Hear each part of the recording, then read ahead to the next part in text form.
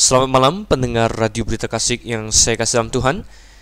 Salam damai sejahtera dalam Yesus Kristus, Tuhan dan Juru Selamat semua manusia. Jikalau Anda pada malam hari ini ingin merenungkan kebenaran firman Tuhan, maka Anda berada dalam stasiun radio yang tepat dan program yang tepat.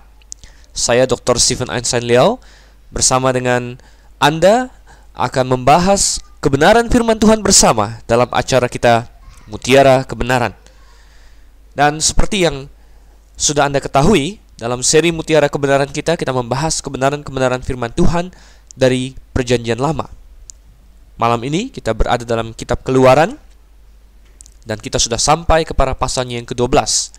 Dalam sesi yang sebelumnya, kita sudah membahas Keluaran pasal 12 ayat 1 hingga ayat yang ke-28.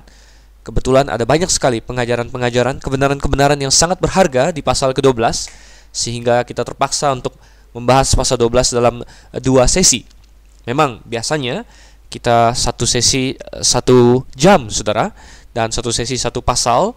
Tetapi kalau ada kebenaran-kebenaran yang berharga, tentu kita tidak akan melewatkannya begitu saja dengan buru-buru. Kita akan menikmati kebenaran-kebenaran itu yang sungguh dalam program ini kita nikmati bagaikan mutiara. Oleh sebab itulah kita katakan ini mutiara kebenaran. Harapan saya, ketika Anda bersama dengan saya membahas kebenaran firman Tuhan, Anda bisa mengerti apa yang diserukan firman Tuhan. Anda bisa melihat penerapan rohani dari kebenaran firman Tuhan di dalam hidup Anda, dan Anda bisa melakukan hal-hal itu. Tentu kita tidak bermaksud agar Anda hanya sekedar mendengar dan tidak melakukan. Tetapi tujuan saya adalah supaya Anda semakin mengerti firman Tuhan, dan dengan semakin mengerti firman Tuhan itu, Anda kemudian melakukannya dalam kehidupan Anda. Baiklah, mari kita buka Alkitab kita bersama saat ini dalam Keluaran pasal yang ke-12, dan kita akan lanjutkan ayat 29, dan kita akan lanjutkan sampai dengan pasal-pasal yang selanjutnya. Sebelum kita mulai, marilah kita berdoa terlebih dahulu. Bapa di surga, kami sungguh mengucap syukur untuk kebenaran firman-Mu. Kami mengucap syukur untuk kesempatan untuk membahasnya, kesehatan, prasarana-sarana yang Engkau berikan kepada manusia, kepada kami khususnya pada malam ini untuk merenungkan firman-Mu bahkan melalui gelombang udara di radio ini ya Tuhan. Kiranya Engkau yang memimpin kami, Roh-Mu lah yang bekerja, karena Engkau maha hadir ya Tuhan. Engkau bisa bekerja dalam hati setiap pendengar, dimanapun di seantero Jakarta atau di wilayah-wilayah lain yang sedang mendengarkan saat ini. Engkau yang kiranya mau sungguh-sungguh menekankan kepada hati mereka kebenaran-Mu, agar mereka dapat bertumbuh dan semakin hidupnya berkenan kepadamu. Kami berdoa Tuhan dalam nama Yesus Kristus saja, Tuhan dan Juru Selamat kami yang hidup. Amin. Keluaran pasalnya yang ke-12, kita baca dulu ayat 29 dan ayat yang ke-30. Maka pada tengah malam, Tuhan membunuh tiap-tiap anak sulung di tanah Mesir, dari anak sulung Firaun yang duduk di tahtanya, sampai kepada anak sulung orang tawanan yang ada dalam liang tutupan, beserta segala anak sulung hewan. Lalu bangunlah Firaun pada malam itu bersama semua pegawainya dan semua orang Mesir, dan kedengaranlah seruan yang hebat di Mesir, sebab tidak ada rumah yang tidak kematian. Saudara, kita dapatkan di sini suatu kebenaran yang luar biasa. Kalau kita kilas balik, akhirnya setelah 430 tahun menunggu dan menunggu, setelah 400-an tahun mereka diperbudak, bangsa Israel telah siap untuk keluar dari tanah Mesir. Bahkan mereka telah siap keluar sejak beberapa waktu yang lalu, tapi Firaun selalu mencegah mereka. Tetapi Tuhan menghukum Firaun dan orang-orang Mesir setiap kali mereka mengeraskan hati, dan mereka terkena tulah demi tulah. Dan Tuhan sudah tahu sifat dan watak Firaun, sehingga dia sudah berkata dari awal kepada Musa bahwa Firaun tidak akan melepaskan orang Israel kecuali dipaksa oleh tangan yang kuat. Itulah yang Tuhan lakukan, memaksa dia dengan tangan yang kuat. Dan kita sudah sampai pada tulah yang terakhir, dan Tuhan sudah bilang, pada saat itulah dia akan melepaskan kau. Dan saudara, tulah yang ke-10 Tuhan sudah beritahu dari awalnya. Tulah ke-10 berupa kematian anak sulung. Tuhan sudah serukan, baik kepada orang Israel maupun kepada semua orang-orang lain di tanah Mesir, bahwa pada saat tulah yang ke-10 datang, anak sulung mereka semua akan mati. Tentunya orang-orang yang percaya kepada firman Tuhan itu, mereka harus berlaku sebagaimana yang Tuhan perintahkan kepada orang Israel, yaitu mereka harus menyembelih seekor domba, memoleskan darahnya pada ambang pintu dan memakan domba itu dalam keluarga mereka. Sehingga ketika malaikat maut lewat, malaikat maut melihat sudah ada domba yang mati di situ menggantikan anak sulungnya. Tapi saudara yang kasih Tuhan, bagi rumah tangga manapun yang tidak melakukan itu, maka dikatakan di sini, ketika tengah malam Tuhan lewat, Tuhan membunuh setiap anak sulung. Saudara, ini menggambarkan satu hal kepada kita, yaitu bahwa kematian dan apa yang Tuhan firmankan itu pasti terjadi. Tuhan sudah bilang kepada orang Mesir bahwa anak sulung kalian akan mati. Oh, ada orang Mesir yang tidak percaya. Mereka bilang, masa? Mengapa tiba-tiba bisa mati semua? Anak sulung saya masih sehat, anak sulung saya masih prima hidupnya, anak sulung saya masih berjalan sana berjalan sini, secara fisik mungkin dia sangat hebat. Bagaimana mungkin dia tiba-tiba mati? Oleh karena itu mereka tidak percaya. Banyak yang tidak percaya, saudara. Tetapi kita lihat di sini, kematian yang Tuhan katakan akan menimpa semua anak sulung itu terjadi juga. Dan kita melihat bahwa kematian ini tidak membeda-bedakan antara satu orang dengan orang yang lain. Kalau kita baca ayat yang ke-29 dikatakan, dari anak sulung Firaun yang duduk di tahtanya sampai kepada anak sulung orang tawanan yang ada dalam liang tutupan, bahkan segala anak sulung hewan. Bukankah ini menggambarkan suatu kebenaran yang kita lihat juga hari ini? Tuhan sudah mengatakan bahwa semua manusia diancam kematian. Bahkan saudara yang kasih Tuhan, di dalam Ibrani pasal yang ke-9 ayatnya yang ke-27, Ibrani pasal 9 ayatnya yang ke-27 dikatakan, dan sama seperti manusia ditetapkan untuk mati hanya satu kali saja, dan sudah itu dihakimi. Saudara, manusia telah ditetapkan untuk mati satu kali. Mengapa manusia ditetapkan mati satu kali, saudara? Manusia ditetapkan mati karena dia sudah berdosa.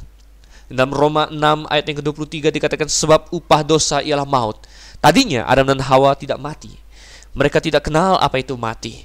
Mereka akan hidup selama-lamanya di hadapan Allah karena Allah menciptakan mereka tanpa dosa, kudus dan tak bercacat di Taman Eden. Tetapi kemudian mereka mendengarkan perkataan iblis dan menentang Allah. Allah berkata kepada mereka, jangan makan buah pohon pengetahuan yang baik dan jahat. Tapi iblis membelokkan pikiran Hawa dan mengatakan bahwa Allah itu jahat.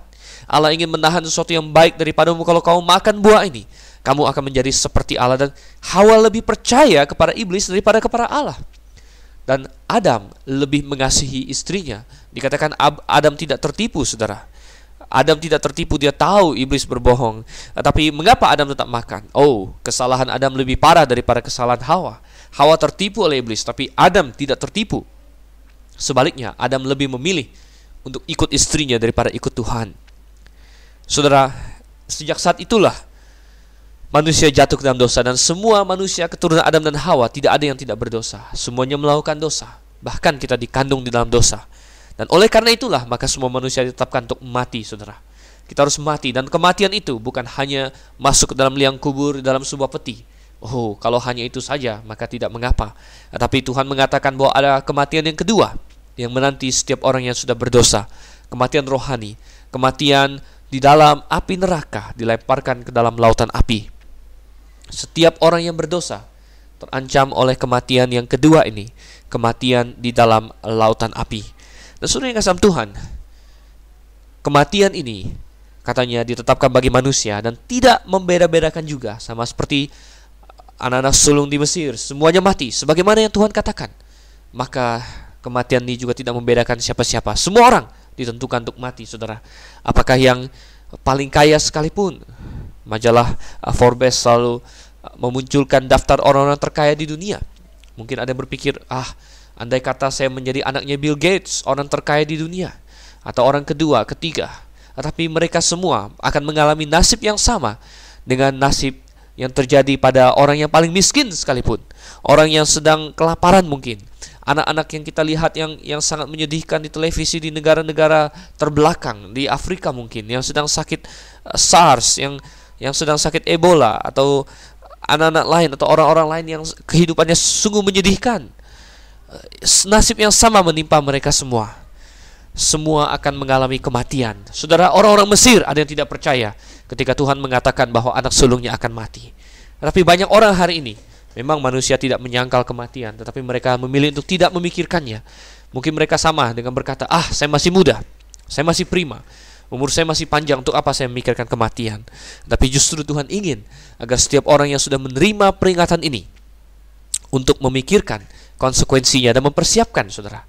Dan sebagaimana Tuhan memberikan jalan keluar bagi orang-orang yang ingin percaya kepadanya, maka hari ini pun Tuhan memberikan jalan keluar bagi barang siapa yang ingin lolos dari kematian.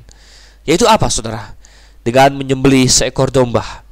Orang Israel disuruh menyembelih seekor domba, dan darahnya dipoles di ambang pintunya, dan dombanya dimakan. Dengan demikian malaikat mau tahu, domba sudah mati, oleh karena itu anak sulung tidak perlu mati. Sama, saudara yang kasih Tuhan, orang hari ini, manusia, Anda dan saya, kita bisa diselamatkan terlepas dari maut yang menanti itu, terutama maut di dalam neraka, yaitu dengan menyembelih domba. Yang saya maksudkan bukanlah domba beneran, bukanlah domba binatang yang berbulu itu, tidak. Tetapi menyembelih domba, anak domba Allah yang menghapus dosa dunia, sebagaimana ketika Yesus Kristus berdiri di tepi sungai Yordan dan Yohanes Pembaptis melihat dia, segera dia menyerukan kata-kata yang bergema di sepanjang zaman, lihatlah anak domba Allah yang menghapus dosa dunia. Seluruh sejarah telah mengantisipasi waktu itu. Sejak Adam dan Hawa mendengar janji Tuhan bahwa keturunan wanita akan meremukkan kepala ular, semua sudah memandang kapan saatnya Tuhan, bahwa penyelamat yang Kau janjikan itu, anak dombamu yang akan menghapus dosa dunia, anak domba yang digambarkan oleh anak domba jantan yang menggantikan Ishak ketika Abraham mengangkat pisaunya untuk menikam anaknya sendiri di atas mezbah. Tapi Tuhan bilang, jangan Abraham. Dan kemudian ada seekor domba yang terikat tanduknya di situ terlihat. Abraham menantikan itu. Kapan anak domba yang sejati yang akan menggantikan bukan hanya Ishak, tapi seluruh umat manusia datang. Mereka menantikan ketika malaikat Tuhan berdiri di atas Yerusalem ingin memusnahkannya pada zaman Daud. Tuhan juga berkata, stop, jangan musnahkan. Tapi saudara yang kasih Tuhan, akhirnya ketika anak Allah sendiri yang turun menjadi manusia, tergantung di atas kayu salib, Tuhan tidak berkata stop. Tuhan berkata, lanjutkan, ini harus dilakukan. Itulah anak domba Allah yang telah disembelih. Itulah saudara yang kasih Tuhan, Yesus Kristus yang telah turun menjadi manusia, menanggung dosa semua manusia, mati di atas kayu salib.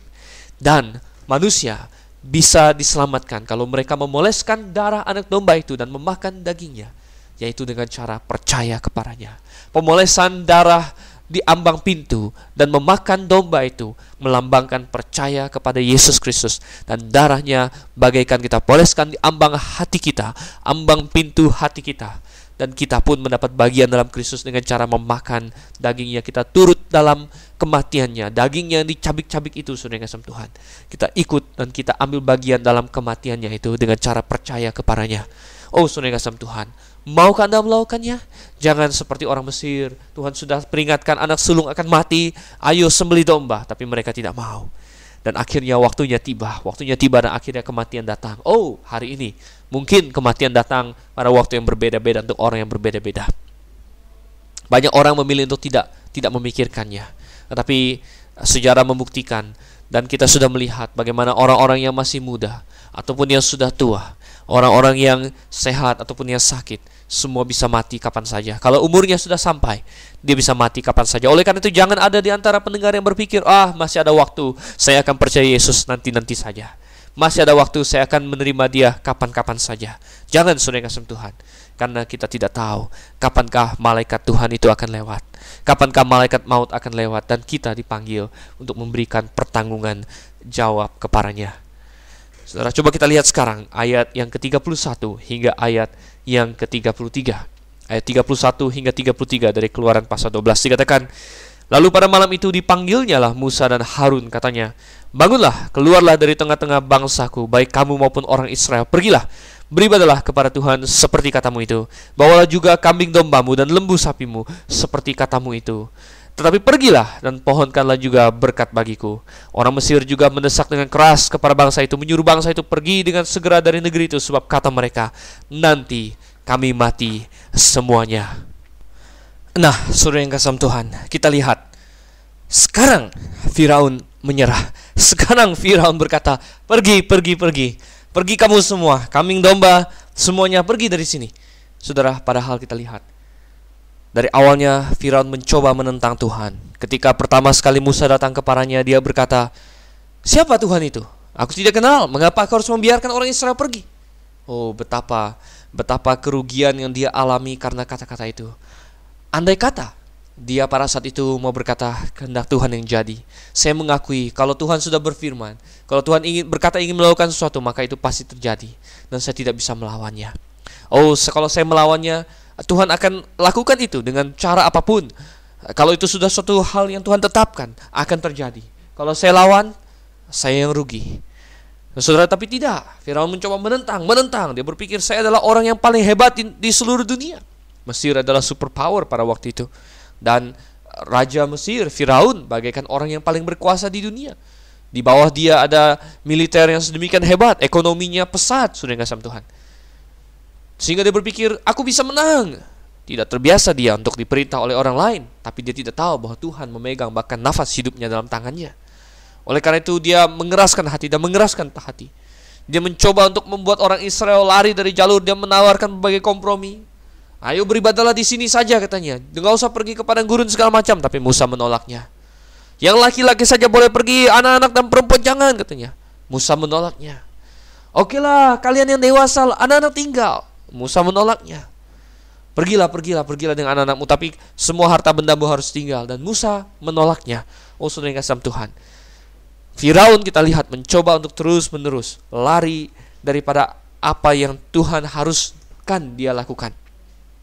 Tetapi kita tahu bahwa sebenarnya manusia tidak bisa melawan Tuhan. Manusia memang diberikan kehendak bebas.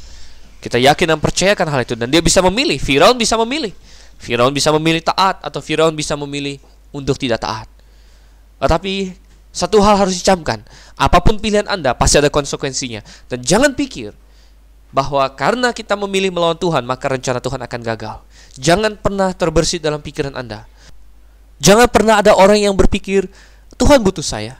Tuhan butuh saya untuk melakukan rencananya. Tidak. Tuhan tidak butuh siapapun. Ketika Yesus Kristus masuk ke dalam kota Yerusalem, dan orang-orang, anak-anak, orang-orang Yahudi yang percaya, mereka menghamparkan daun palem, menghamparkan jubah mereka di jalanan, dan keledai yang dikendarai Yesus menaiki daun-daun itu dan menginjak-injak jubah-jubah mereka. Dan banyak orang yang berseru, Hosana, Hosana bagi Allah yang Maha Tinggi, Hosana bagi anak Daud. Orang-orang Farisi sangat tidak suka, dan mereka berkata kepada Tuhan Yesus, mereka berkata, tolong suruh mereka ini diam. Tapi apa yang dikatakan Yesus? Kalau mereka diam, batu akan berteriak. Saudara, Tuhan sudah menubuatkan dan Tuhan sudah mengatakan bahwa ketika Yesus masuk Yerusalem, maka dia akan diiringi oleh sorak-sorai, saudara. Sehingga jangan ada orang yang berpikir bahwa kalau gitu Tuhan butuh saya untuk bersorak-sorai. Kalau tidak ada saya, maka rencana Tuhan gagal, maka nubuatan Tuhan gagal. Sama sekali tidak. Batu bisa berteriak, Yesus Kristus berkata.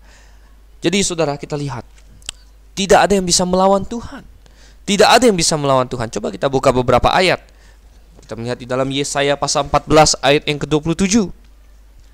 Yesaya pasalnya yang ke-14 ayatnya yang ke-27. Dalam ayat ini dikatakan di sini, Tuhan semesta alam telah merancang, siapakah yang dapat menggagalkannya? Tangannya telah teracung, siapakah yang dapat membuatnya ditarik kembali? Jelas. Jawabannya adalah tidak ada. Kalau Tuhan sudah merencanakan, maka pasti akan terjadi. Satu contoh yang sangat baik mengenai hal ini adalah akhir zaman, saudara. Tuhan pernah berfirman bahwa di akhir zaman dia akan melakukan ini dan itu, dan banyak manusia yang meragukannya. Misalnya, kita melihat banyak sekali nubuatan dalam Alkitab, bagaimana dikatakan di akhir zaman orang Israel akan diserang dan Tuhan akan melindungi orang Israel dan lain sebagainya. Tetapi kita melihat selama abad-abad pertengahan banyak sekali teolog yang meragukan nih. Mereka berkata bahkan orang Israel tidak ada lagi, katanya. Negara Israel sudah hancur, dihancurkan oleh bangsa Roma pada abad pertama. Pada tahun 70 Jenderal Titus menghancurkan Yerusalem. Mana tidak ada lagi bangsa Israel. Bagaimana firman Tuhan itu bisa terlaksana? Sehingga mulai banyak orang yang mengalegorikan, maksudnya Israel itu adalah gereja, maksudnya Israel itu orang percaya. Padahal sudah kasih Tuhan, ketika Tuhan mengatakan Israel, yang dimaksud adalah Israel. Ketika Tuhan mengatakan gereja, yang dimaksud adalah gereja. Jangan kita menyamakan keduanya. Oleh karena itu, Tuhan ternyata tidak gagal. Pada tahun 1948, akhirnya negara Israel berdiri kembali. Setelah sekitar 1900-an tahun mereka hilang dari peredaran, tiba-tiba mereka bisa ada kembali. Adakah bangsa lain yang telah 1900 tahun terpencar ke seluruh dunia, namun bisa kembali lagi? dengan identitas yang sama. Kisah tetap adanya bangsa Yahudi sampai hari ini adalah kisah yang sangat membuktikan bahwa rencana Tuhan tidak pernah gagal. Bayangkan, bangsa Israel dipencar ke seluruh dunia, dibenci di mana-mana, dikejar-kejar. Oh, pada abad pertengahan sungguh disayangkan adalah orang-orang Kristen sendiri yang mengaku diri Kristen, yang waktu itu tergabung dalam gereja negara yang mendunia, yang menganiaya orang Yahudi. Kemudian kita lihat pada abad ke-20, Hitler pernah mencoba memusnahkan mereka sama sekali bahkan. Tetapi mereka tetap ada. Bahkan bahasa mereka tidak hilang. Ada negara mana, ada suku bangsa mana yang 1900-an tahun tidak memiliki suatu kebersamaan, tidak memiliki suatu negara sendiri, tetapi yang bahasanya bisa terus hidup sampai kepada hari ini. Saya katakan bahwa kisah adanya bangsa Israel di akhir zaman adalah kisah bahwa Tuhan tidak pernah gagal, karena Dia telah berjanji bahwa bangsa Israel tidak pernah akan hancur. Dan walaupun saudara yang kasih Tuhan, banyak hari ini yang menginginkan kehancurannya, ia tidak akan hancur. Kita melihat lagi yang lain, ada satu nubuatan yang sangat-sangat menarik sekali. Coba kita buka di dalam Roma pasal yang ke-14, ayatnya yang ke-11. Dikatakan di situ, karena ada tertulis, demi aku hidup, demikianlah firman Tuhan, semua orang akan bertekuk lutut di hadapanku, dan semua orang akan memuliakan Allah.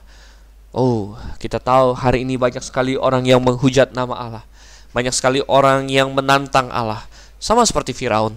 Tetapi sebagaimana Tuhan pernah berkata, Firaun, dia akan melepaskan kau, tetapi sesudah dipaksa dengan tangan yang kuat.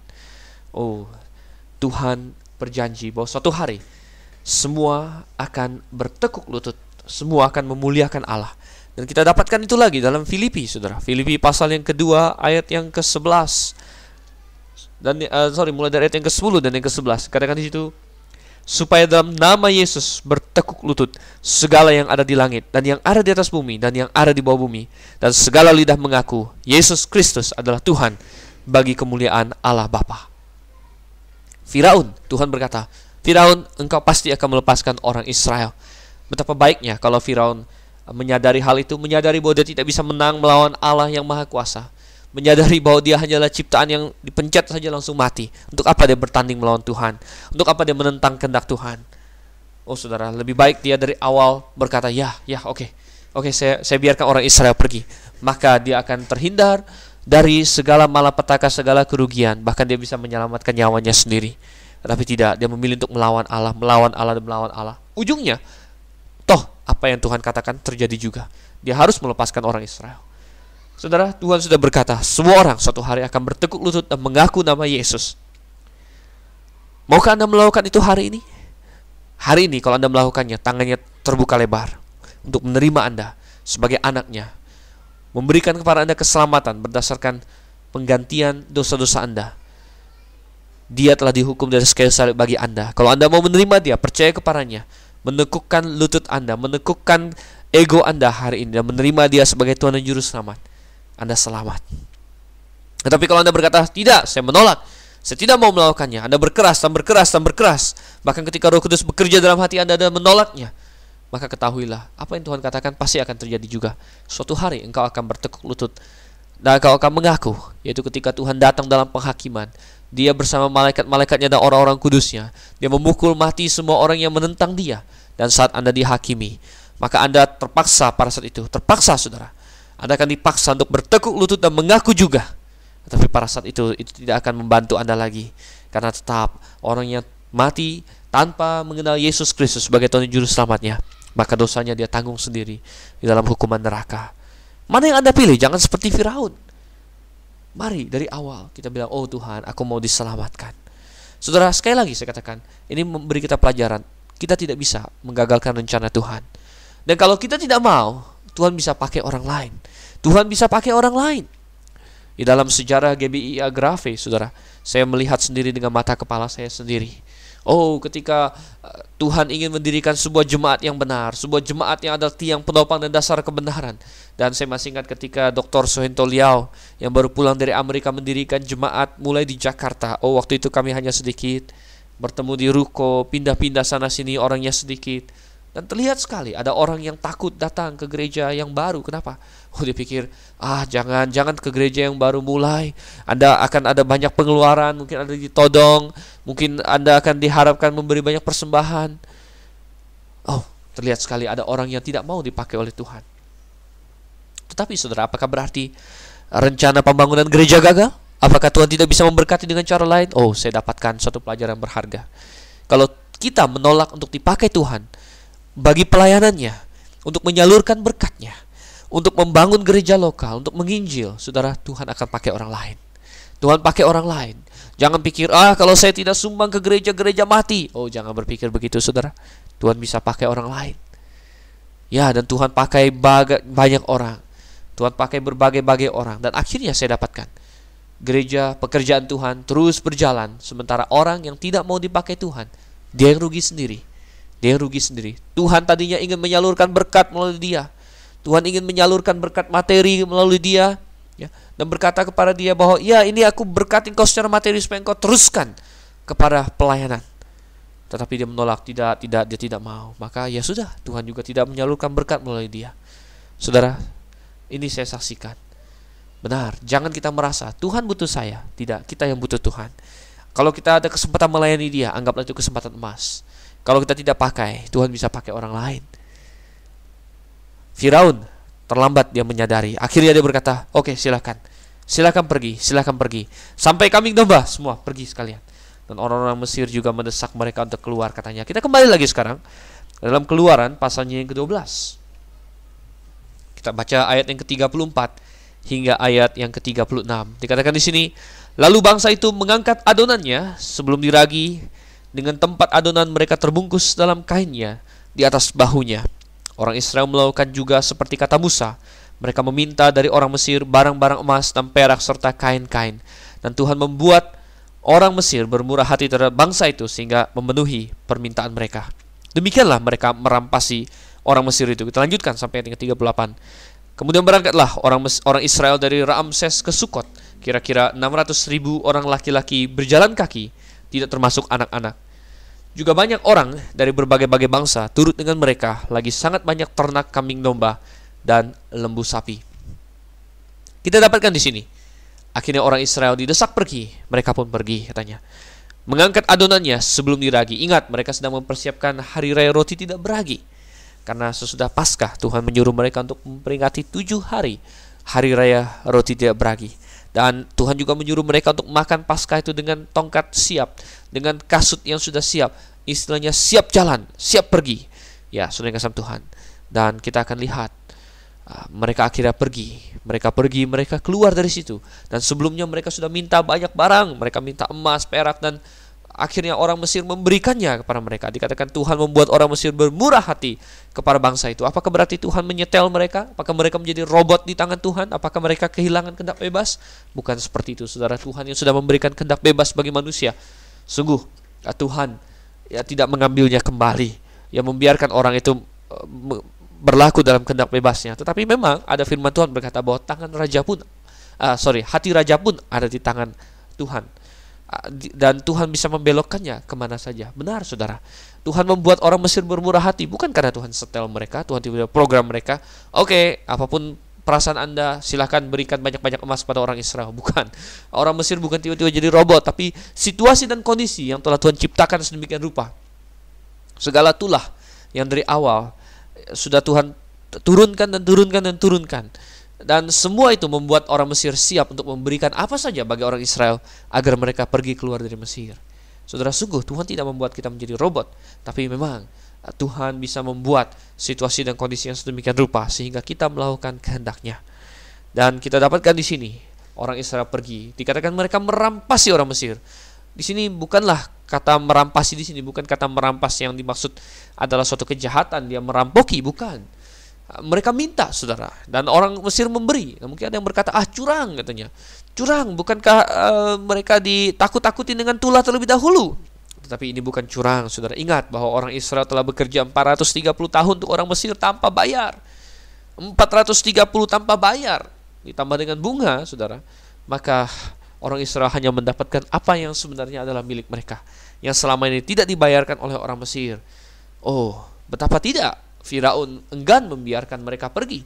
Kalau dia punya sekitar 600.000 budak yang bekerja tanpa dibayar, ekonomi Mesir jelas pesat sekali. Orang-orang Mesir bisa hidup dengan santai, hidup dengan mewah sekali, karena mereka punya pekerja begitu banyak yang tanpa harus mereka upah. Nah, kita dapatkan di sini mereka akhirnya keluar semuanya. 600.000 laki-laki katanya, belum termasuk anak-anak, belum termasuk wanita. Di total semuanya bisa 2 juta, bahkan bisa 3 juta, karena dikatakan banyak bangsa lain ikut bersama dengan mereka. Tapi orang Israel sendiri minimal ada 2 juta di sini. Nah, ada yang berkata, benarkah bisa sebanyak itu dalam waktu yang sesingkat itu? Nah, ada kritik yang berkata, tidak benar itu. Bangsa Israel cuma di sana sekian 400 tahun. Masa orang Israel masuk ke negeri itu 70 orang katanya. Masa sesudah itu keluar bisa 2 juta orang? Yang benar saja katanya. Saudara yang kasih dalam Tuhan. Tapi orang-orang yang mengkritik ini tidak pernah melakukan PR mereka. Mereka tidak meneliti secara langsung. Saya meneliti secara langsung. Dan kalau kita asumsikan bahwa pada awal masuknya orang Israel ke Mesir, mereka berjumlah 70 orang laki-laki, dan kalau total dengan anak-anak dan perempuan, maka sekitar 100 lah saudara, sekitar 100 orang katakanlah masuk dari Kanaan pindah ke Mesir, dan 400-an tahun kemudian mereka berjumlah 2 juta. Ini adalah angka yang sangat mungkin. Saya sudah menghitungnya dengan laju pertumbuhan penduduk, nggak usah jauh-jauh ya, 3%, 4% saja. Laju pertumbuhan penduduk 3%, 4% itu sudah hampir mirip dengan negara-negara zaman sekarang yang sudah kenal KB, yang sudah kenal segala macam kesehatan ya. Dengan laju penduduk yang sedemikian saja, itu jumlahnya sudah memenuhi, sudah cukup sekali. Apalagi kalau kita perhatikan anak orang-orang zaman waktu itu banyak-banyak ya. Ada yang satu keluarga mungkin punya 8 anak, 9 anak, 10 anak. Tidak jarang ya seperti itu. Nah, betapa sebenarnya tidak ada masalah dengan catatan firman Tuhan di sini. Justru kita heran bahwa kenapa hanya sesedikit itu? Tentu jawabannya adalah karena mereka ditekan, karena mereka mengalami perbudakan yang keras sekali. Maka jumlah mereka tidak sampai membludak lebih daripada itu. Karena Tuhan juga sangat memberkati mereka. Jadi kalau mereka tidak diperbudak, mungkin jumlah mereka jauh lebih banyak lagi. Mungkin bisa sampai dengan 5 kali lipat dari itu. Nah, kita dapatkan mereka keluar, dan katanya di ayat yang ke-38, mereka disertai dengan banyak sekali orang-orang dari bangsa-bangsa lain. Sungguh, ternyata bukan hanya orang Israel yang mendapatkan keselamatan. Tuhan juga memberikan opsi domba korban ini bukan hanya kepada orang Israel, tetapi kepada semua orang yang mau.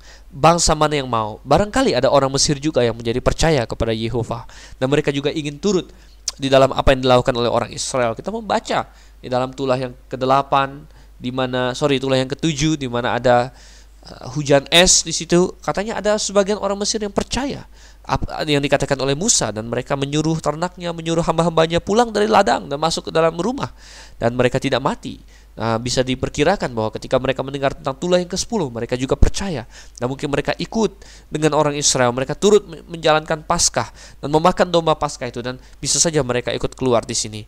Betapa indah saudara yang kasih Tuhan. Tuhan tidak. Tuhan ketika memilih bangsa Israel, bukan maksud Tuhan bahwa hanya Israel yang diselamatkan. Tidak pernah maksud Tuhan demikian. Tuhan tidak pernah bermaksud bahwa hanya orang Israel yang diselamatkan. Tidak. Tapi Tuhan ingin justru melalui orang Israel itulah banyak sekali bangsa di dunia ini diselamatkan. Coba kita buka di dalam Roma pasalnya yang ke-11, saudara. Roma pasalnya yang ke-11. Kita lihat ayatnya yang ke-11 dan 12 juga. Di sini berbunyi, maka aku bertanya, adakah mereka tersandung dan harus jatuh? Sekali-sekali tidak. Tetapi oleh pelanggaran mereka, keselamatan telah sampai kepada bangsa-bangsa lain, supaya membuat mereka cemburu.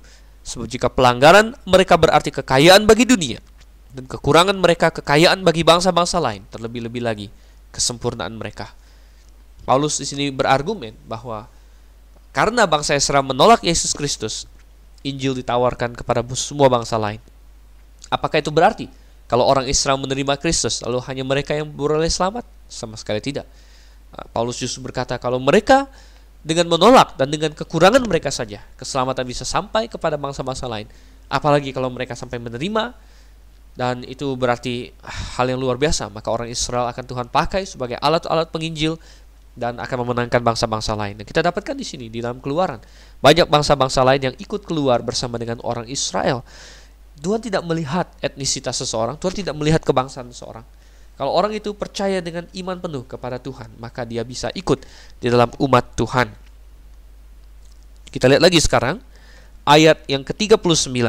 Adonan yang dibawa mereka dari Mesir dibakarlah menjadi roti bundar yang tidak beragi, sebab adonan itu tidak diragi, karena mereka diusir dari Mesir dan tidak dapat berlambat-lambat, dan mereka tidak pula menyediakan bekal baginya.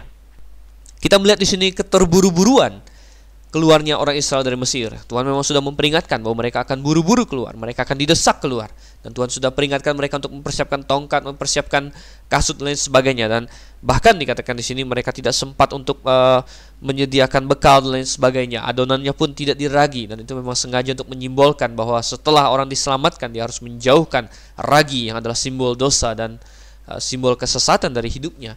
Tapi kita melihat satu simbologi lagi yang sangat indah, yaitu bahwa orang-orang percaya yang menerima Yesus Kristus, yang ikut ambil bagian dalam anak domba Allah, yang ikut makan domba Paskah itu, mereka harus bersiap-siap keluar dari Mesir. Sungguh banyak orang hari ini dia tidak mengerti apa artinya percaya kepada Yesus Kristus. Dia pikir, oh saya mau diselamatkan, saya mau lepas dari neraka, ya tinggal menyebut nama Yesus, tinggal berdoa begini, berdoa begitu, saya diselamatkan. Tapi tidak ada dalam hatinya penyesalan akan dosanya, pertobatan, maka itu bukan percaya kepada Yesus, saudara.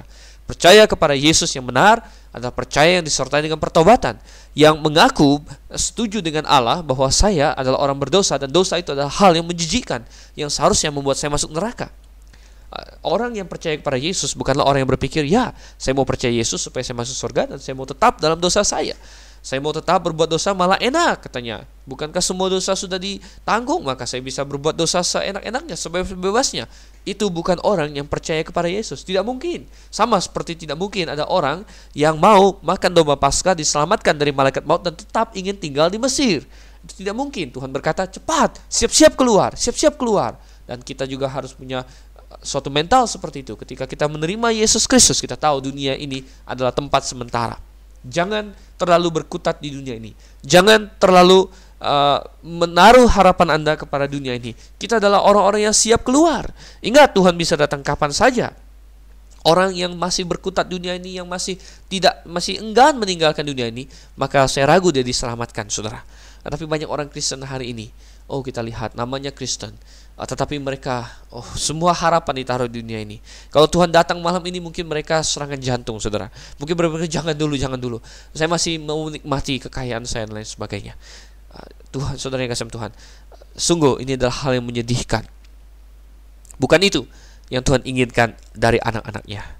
Dan kita lihat di sini ayatnya yang ke-40 sampai ayatnya yang ke-42. Dikatakan lamanya orang Israel diam di Mesir adalah 430 tahun. Sudah lewat 430 tahun. Tepat pada hari itu juga keluarlah segala pasukan Tuhan dari tanah Mesir.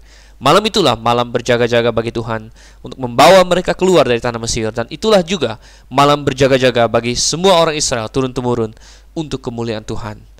430 tahun katanya. Sesudah lewat 430 tahun, tepat pada hari itu juga. Saudara, kalau ada satu hal yang kita bisa pahami dan bisa kita apresiasi dari Tuhan adalah bahwa Tuhan tidak pernah terlalu cepat, Tuhan tidak pernah terlalu lambat. Tuhan selalu on time, Tuhan selalu pas pada waktunya. Kadang-kadang manusia selalu berpikir Tuhan terlalu lambat. Benar, saudara? Kadang-kadang keinginan kita dipenuhi sekarang juga. Kita berdoa, Tuhan kapan? Tuhan kapan? Saya yakin orang Israel telah menjerit-jerit kepada Tuhan. Mereka sudah berseru-seru. Bahkan Musa sendiri berpikir 40 tahun yang lampau, inilah saatnya saya memimpin orang Israel keluar dari tanah Mesir. Tapi Tuhan berkata, belum waktunya. Saudara, dalam pengkhotbah dikatakan ia membuat segala sesuatu indah pada waktunya. Percayalah kepadanya. Sejauh langit dari bumi, setinggi langit, sebagaimana perbedaan langit dengan bumi, sejauh itulah rancanganku dibandingkan rancanganmu, firman Tuhan. Saudara, benar, kita tidak tahu apa yang terbaik. Tuhan tahu apa yang terbaik. Nah, karena itu waktu Tuhan adalah waktu yang terbaik. Jangan pernah berpikir Tuhan terlalu lambat. Tidak, saudara, Tuhan adalah Tuhan yang on time. Mungkin bagi kita lambat, tetapi Tuhan punya rencana. Ingat Roma 8:28, bahwa ia bekerja dalam segala sesuatu untuk mendatangkan kebaikan. Mungkin ada di antara pendengar sekalian yang sedang menunggu sesuatu.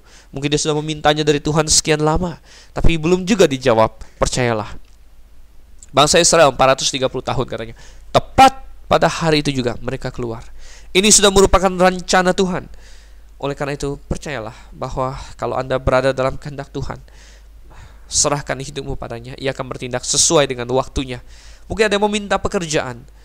Oh, mungkin Anda ditawarkan pekerjaan yang bisa membuat Anda berkompromi dengan firman Tuhan. Jangan ambil. Tuhan akan menyediakan yang baik tepat pada waktunya. Mungkin ada yang menantikan pasangan hidup. Mungkin Anda melihat teman-teman Anda satu demi satu menikah.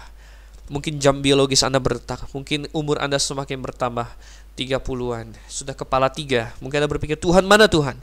Apalagi kalau Anda seorang wanita. Mungkin Anda berpikir, oh saya bukan muda lagi. Kalau dulu saya lihat siapa dulu dong. Tapi sekarang sepertinya siapa saja deh gitu. Tapi jangan seperti itu saudara. Kalau misalnya Anda melihat laki-laki yang mungkin dari segi dunia terlihat oke, tapi dia tidak mengasihi Tuhan atau tidak diselamatkan, jangan terima. Percayalah kepada Tuhan. Percaya bahwa Dia menyiapkan yang paling indah tepat pada waktunya. Bangsa Israel, saudara, tepat pada hari itu juga katanya, mereka keluar dari tanah Mesir. Betapa suatu kesaksian akan Tuhan yang melakukan segala sesuatu indah pada waktunya. Kita baca sekarang ayatnya yang ke-43 hingga ayatnya yang ke-49. Ayat yang ke-43 sampai ayat yang ke-49. Berfirmanlah Tuhan kepada Musa dan Harun, inilah ketetapan mengenai Paskah. Tidak seorang pun dari bangsa asing boleh memakannya. Seorang budak belian barulah boleh memakannya setelah engkau menyunat dia. Orang pendatang dan orang upahan tidak boleh memakannya. Paskah itu harus dimakan dalam satu rumah juga. Tidak boleh kau bawa sedikit pun dari daging itu keluar rumah. Satu tulang pun tidak boleh kamu patahkan. Segenap jemaah Israel haruslah merayakannya. Tetapi apabila seorang asing telah menetap padamu dan mau merayakan Paskah bagi Tuhan, maka setiap laki-laki yang bersama-sama dengan dia wajiblah disunat. Barulah ia boleh mendekat untuk merayakannya. Ia akan dianggap sebagai orang asli. Tetapi tidak seorang pun yang tidak bersunat boleh memakannya. Satu hukum saja akan berlaku untuk orang asli dan untuk orang asing yang menetap di tengah-tengah kamu. Kita lihat di sini, Tuhan memberikan berbagai aturan lagi mengenai Paskah ini. Dan aturan-aturan ini tentunya memiliki signifikansi dan memiliki pengajaran rohani untuk kita. Pertama-tama kita melihat Tuhan melarang orang asing untuk ikut makan Paskah. Orang-orang asing ini, orang-orang yang bukan orang Israel, untuk apa mereka ikut Paskah? Mereka tidak pernah merasakan ketika malaikat Tuhan datang dan hampir saja membunuh anak mereka, kemudian ditebus atau digantikan oleh kambing dan domba. Mereka tidak pernah merasakan itu. Dan mereka adalah orang asing. Nenek moyang mereka tidak pernah merasakan itu. Oleh karena itu tidak ada urusannya mereka ikut makan Paskah. Orang yang ingin ikut makan Paskah untuk main-main saja tidak diperbolehkan oleh Tuhan.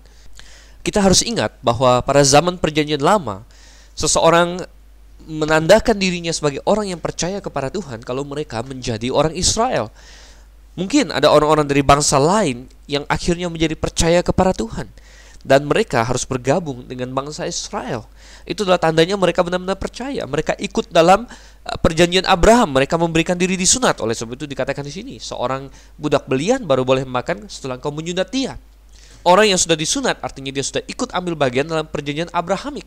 Dia adalah bagian dari umat Israel dan dia boleh memakannya. Orang yang belum ikut ambil bagian dalam perjanjian Abraham, dia belum dalam lingkup keselamatan Tuhan. Untuk apa dia melaksanakan sesuatu yang menyimbolkan keselamatan dari Tuhan itu? Tidak ada gunanya. Dan sebenarnya intinya ada dalam poin ini, bahwa orang yang belum merasakan hakikatnya tidak ada urusannya untuk melakukan simbolnya. Orang yang belum merasakan hakikat, sekali lagi, jangan melakukan simbolnya. Dan kalau kita terapkan ini hari ini, maka kita akan terhindar dari banyak sekali kesesatan.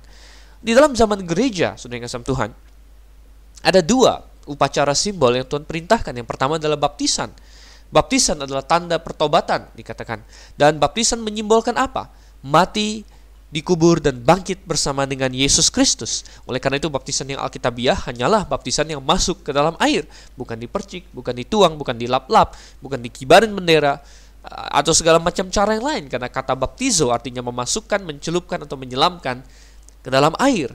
Dan hanya mode baptisan yang seperti itulah yang bisa menggambarkan, mencerminkan mati, dikubur, kemudian diangkat keluar dari air, bagaikan diangkat bangkit bersama dengan Yesus Kristus. Nah, hal yang ingin saya tuju dalam poin yang satu ini adalah bahwa sebagaimana orang asing, orang yang belum disunat, yang belum tahu realita kebenaran keselamatan bersama dengan orang Israel di zaman Perjanjian Lama, mereka tidak punya urusan untuk ikut ambil bagian dalam perjamuan Paskah yang adalah simbol keselamatan itu. Demikian juga orang yang belum menerima Yesus Kristus sebagai Tuhan dan Juru Selamat dan belum mati, dikubur, dan bangkit bersama Yesus, tidak ada urusan untuk dibaptis. Saudara, camkan itu baik-baik.